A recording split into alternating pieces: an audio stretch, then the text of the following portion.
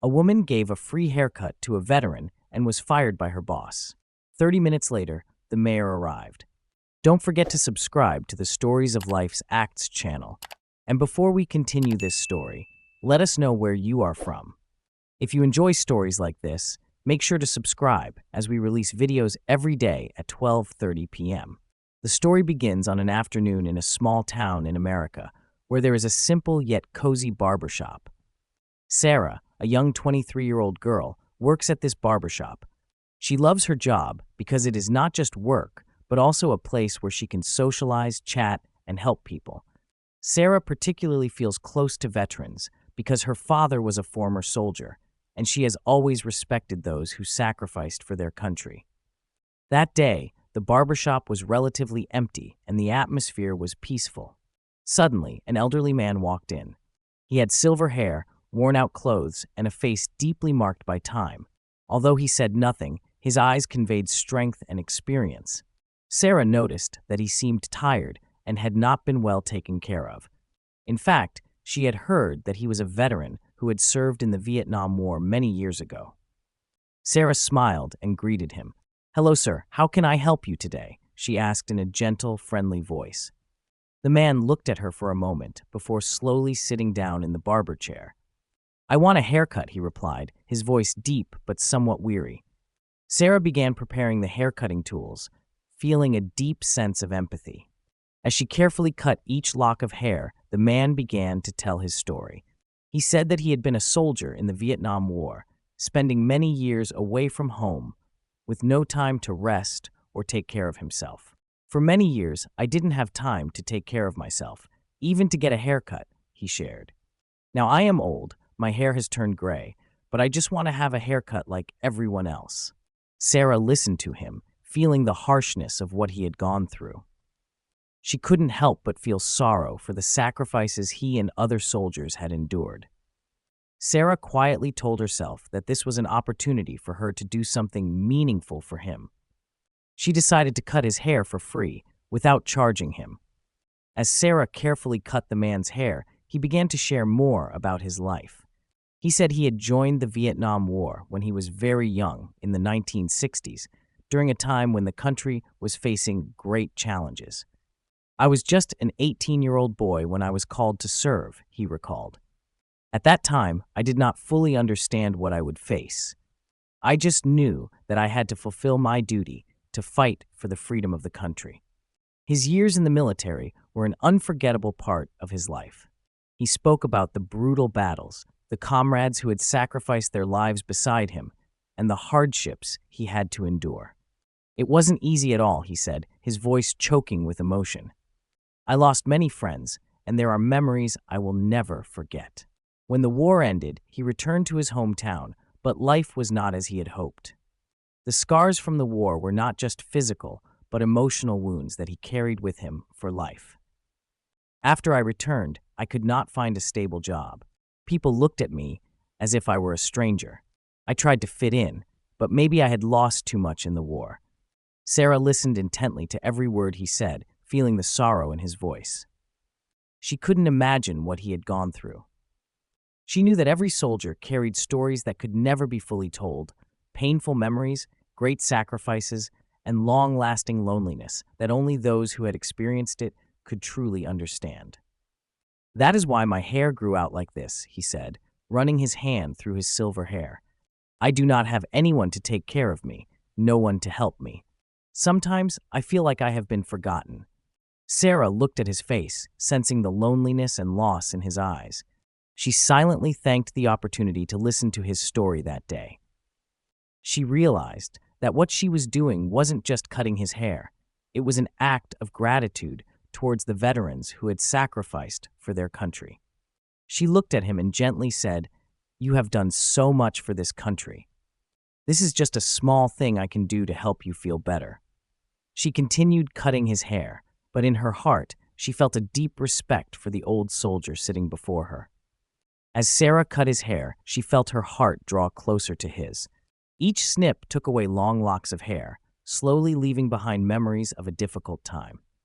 The more she cut, the more she sensed the shift in the atmosphere. It wasn't just a simple haircut. It felt like a profound connection between two generations, between the one who served and the one who had devoted their life to the country. The man's hair, though gray and unruly, gradually became neat and tidy under Sarah's hands.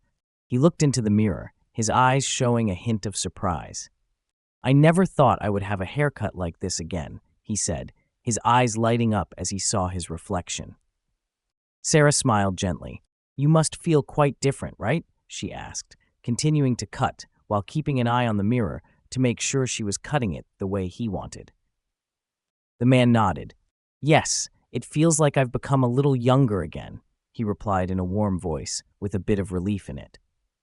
In Sarah's heart, she felt so happy seeing the smile on his face. She knew that while this might not seem like a big thing, it brought about a change for him, a change that made him feel more confident and at ease. This was the reason she loved her job, not only because it helped people look better, but because it could bring happiness and respect to those who needed it. While cutting his hair, Sarah did not forget to listen to his story. Each tale he shared felt like a part of his life that she could not overlook. She realized that sometimes even small things like a haircut could make someone feel important and cared for. Sarah felt lucky to have helped him, and in that moment, she promised herself that she would always do good things for those in need, no matter how small the task. When Sarah finished the haircut, the man looked into the mirror once more and smiled with satisfaction. "Thank you so much. I never thought I would have hair like this again," he said with heartfelt gratitude. Sarah just smiled lightly, saying that she was happy he was pleased. But deep inside, she knew that this small gesture meant far more than anything else. She decided not to charge him. "This is a small gift for what you have done for the country," Sarah said. The man looked at her, hesitated for a moment, then nodded slightly. "Thank you, you are truly kind," he said, and there was a hint of emotion in his voice that Sarah could clearly feel. At that moment, the atmosphere in the shop felt different. It was no longer just a barbershop, but a place of connection, of stories, and of open hearts. Sarah felt proud that she had helped this man, and in her heart, she knew she had done the right thing.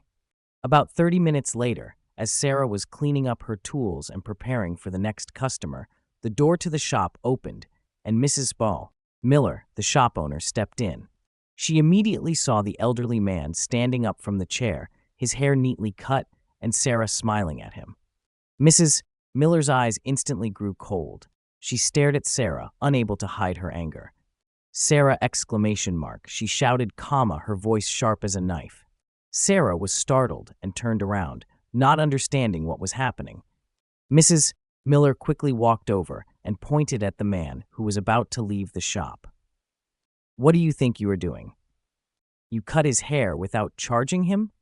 What do you think you are doing?" Mrs. Miller continued to yell, her voice now like a storm. Sarah felt tense. She had never seen Mrs. Miller as angry. Mrs. Miller was always strict and serious about the business. Sarah knew her actions would definitely upset her, but she did not expect such a strong reaction. "Mrs. Miller, I just wanted to help him a little," Sarah said, her voice gentle but somewhat awkward. Mrs. Miller ignored Sarah's explanation and continued her scolding. "You cannot do that. This is a barbershop, not a charity. Do you know how many people pay for haircuts every day? You will ruin this shop if you keep doing this." Mrs. Miller shook her head in disappointment, and her gaze toward Sarah was filled with disdain. Sarah felt a lump in her throat. She never thought her actions would make the owner so angry. But she knew that Mrs. Miller was the one who made all the decisions in the shop. She stood there, unsure of what to say next. Meanwhile, the elderly man had walked out, but he turned around to nod at Sarah and thank her once more. "Thank you so much," he said, then left. Mrs. Miller turned back to Sarah, her voice now colder than ever. "Do you really not understand? You could lose your job over this." Her words hit Sarah like a heavy blow. She felt guilty and helpless, but at the same time, she understood that she could not have acted differently. "I am very sorry, Mrs. Miller, but I feel like what I did was the right thing," Sarah said, though her heart was in turmoil. Mrs. Miller looked at Sarah for a moment and then sighed, but her attitude did not change. "You will face the consequences." "You are fired," she said, then turned away as if she did not want to hear another word. Sarah stood there, still holding the scissors she had used to cut the man's hair, her heart heavy. She didn't know what to do, but one thing was certain: she didn't regret helping him. The feeling of assisting a veteran, even in a small way, had brought her great joy. But now, she had to face the painful truth. She was being fired simply for doing what she believed was right. Sarah took a deep breath, gathered her things, and prepared to leave. Although she was deeply saddened, she knew she had done a good deed, and she had no regrets. Sarah stood still for a moment, feeling as if she could not believe what she had just heard. Mrs. Miller, with an expression devoid of empathy, continued with words that felt like a punch to Sarah's heart. "You have ruined this shop. You can't keep working here if you continue to act like this," she said, her voice cold and decisive. Sarah couldn't respond immediately. She felt a lump in her throat, her heart tightening. Being fired was something she never expected. She had worked at this barbershop for almost a year, and this was her first job after graduation. She loved the work, loved every moment of helping customers, but now everything seemed to be falling apart because of one small decision she thought was the right thing to do. Mrs. Miller looked at Sarah once more, her gaze full of anger. "You won't work here anymore. I don't want to see you in this shop again," she continued, her voice unwavering. "Pack your things and leave right now." Sarah felt like the whole world was crashing down around her. She knew she could not change Mrs. Miller's decision, but she still couldn't understand why she was reacting so strongly over one kind gesture. She gently gathered her belongings, the scissors, her apron, and a few personal items. Everything was happening so fast, and no matter how much she wanted to protest or explain, nothing would change. As she left the shop, her steps felt heavy. She looked around, feeling like she had lost an important part of her life.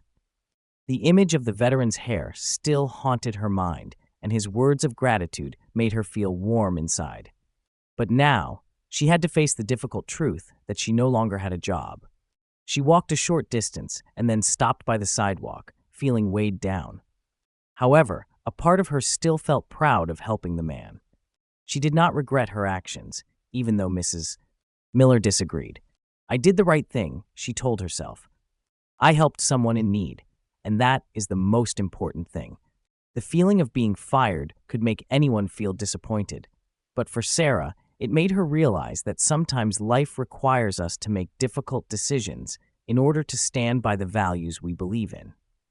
She decided not to let this incident bring her down. She would look for another opportunity where acts of kindness like hers would be better respected. As Sarah walked along the sidewalk, her mind heavy with thoughts of the job she had lost, something unexpected happened. She felt lonely and confused, but then a shiny black car stopped right next to her. The car door opened, and a middle-aged man stepped out. He was wearing a smart suit and a blue tie. "Sarah, right?" ? The man asked, his eyes bright and full of confidence, period. Sarah stared at him for a moment, not understanding what was happening. "Yes, I am Sarah," she replied, still surprised.